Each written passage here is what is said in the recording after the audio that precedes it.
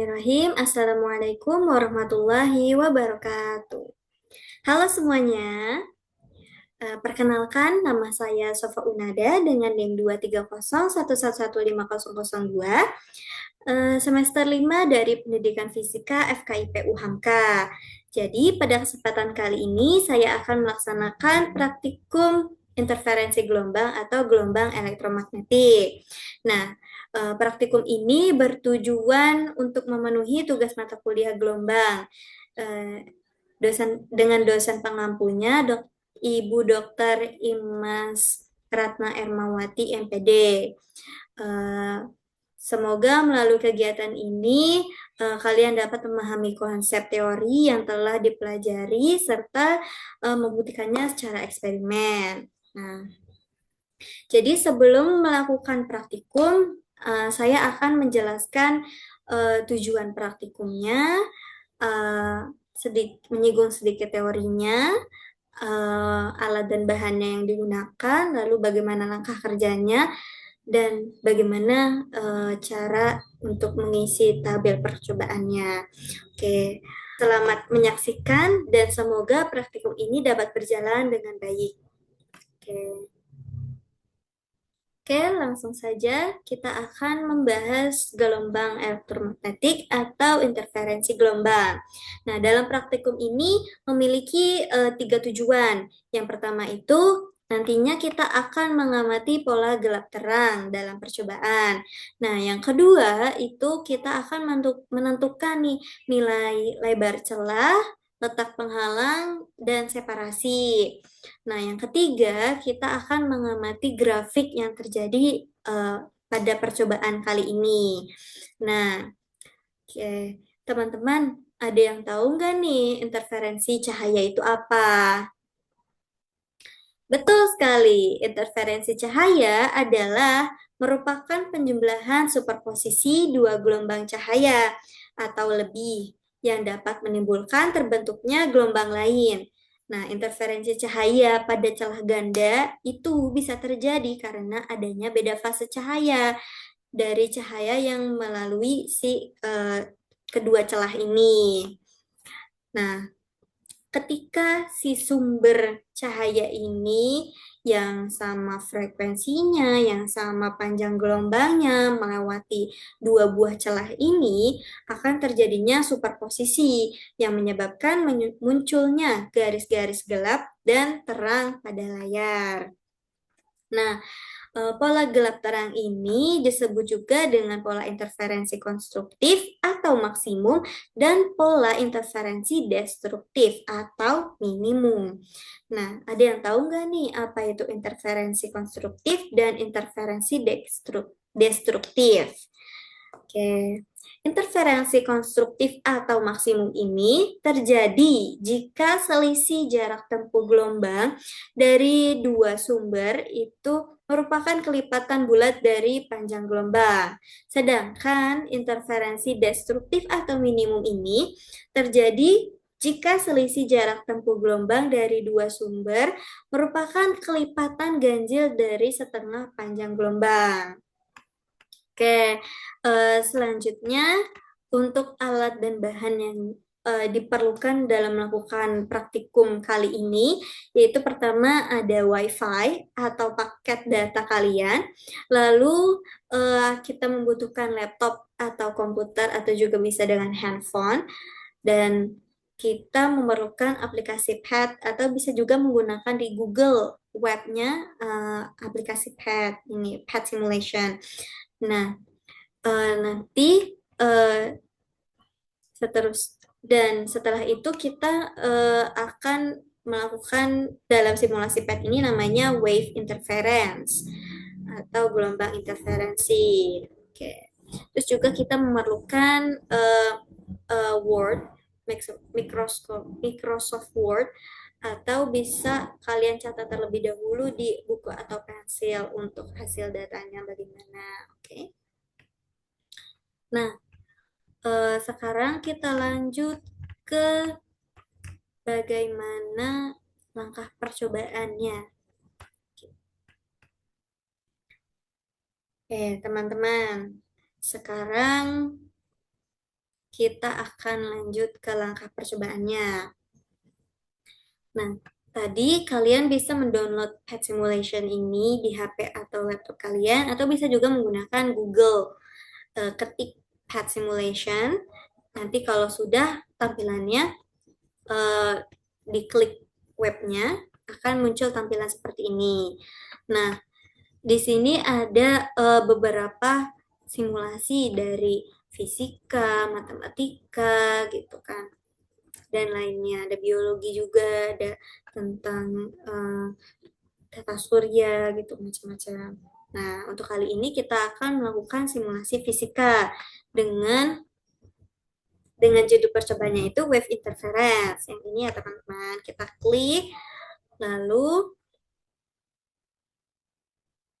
nah nanti muncullah nih tampilannya seperti ini ya teman-teman. Lalu kita play untuk simulasinya. Nah, di sini ada tiga macam, yang waves biasa, sama yang interference, ada yang slit, sama diffraction. Nah, untuk kali ini kita akan melakukan slit ya teman-teman. Jadi kita menggunakan celah. Nah, di sini eh, ada alat ukur kayak meteran, stopwatch, sama osilator. Terus ada frekuensi, ada amplitudo, ada berbagai macam sumber cahayanya.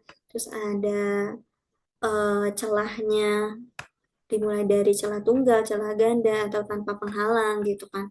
Terus ada ukurannya, ukuran celah. Nah, untuk kali ini kita akan menggunakan si laser ya teman-teman. Nah, kita arahkan frekuensinya ke warna merah. Oke. Nah, terus kita centang grafnya, kita centang screen-nya, kita centang intensity-nya. Kita menggunakan one slit atau celah tunggal. Lalu kita atur, di sini kalian bebas menentukan mau berapa ukuran slit width-nya. Jadi ini tuh menentukan ukuran si besar celahnya gitu. Nah, di sini kita akan menggunakan, pada percobaan kali ini kita akan menggunakan 800 nanometer. Nah, ini yang dinamakan eh, tadi itu separasi. Nah, jadi separasi ini itu yang ini ya teman-teman, ini namanya ukuran separasi. Nanti dicantumin di tabel data percobaan kalian. Nah, terus di sini ada celahnya nih atau penghalangnya. Kalian bebas mau di mana kalian tentukan. Tapi untuk percobaan kali ini kita akan taruhnya di 2000 nanometer. Jadi ini namanya itu letak celah. Nah, letak celah itu dari sumber cahaya ke penghalang itu berapa ukurannya. Nah, di sini kita cantumin 2000 nanometer. Oke, terus untuk mengukur si letak penghalangnya itu menggunakan meteran nih yang sudah disediakan sama PET simulation-nya. Di sini kalian ukur ya teman-teman. Harus lurus biar akurat gitu. Oke, di sini untuk letak celahnya itu sebesar 3029,1 nanometer atau 3029 nanometer. Nah, sekarang kita akan melihat nih bagaimana sih pola gelap terangnya dan bagaimana grafiknya. Oke, nah seperti ini ya teman-teman untuk pola gelap terangnya dan pola grafiknya.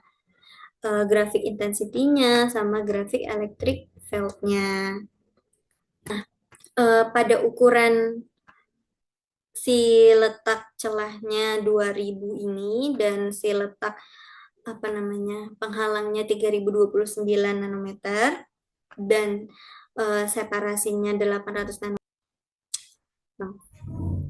Nah, bisa kita lihat ya teman-teman, di sini terjadinya pola gelap terang yang tersusun bergantian gitu kan. Nah, adanya pola si terang ini terjadi akibat interferensi konstruktif. Sedangkan untuk pola gelapnya ini terjadi akibat interferensi destruktif. Nah, jarak antar pita ini terlihat gitu kan, cukup rapat gitu.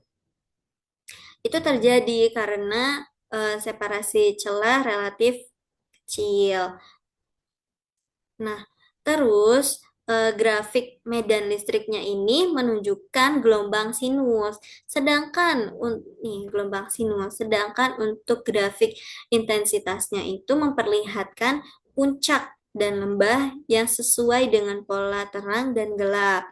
Nah, hal ini membuktikan bahwa cahaya bersifat gelombang dan mengalami interferensi setelah melewati celah. Oke, sekarang kita akan menuju ke tool slits, kan, atau celah ganda. Nah, teman-teman, untuk celah ganda ini sama seperti celah tunggal ya, teman-teman. Di sini untuk letak celahnya, di sini untuk ukuran letak penghalang, dan di sini untuk ukuran separasinya. Pada percobaan kali ini menggunakan untuk separasinya 2000 nanometer.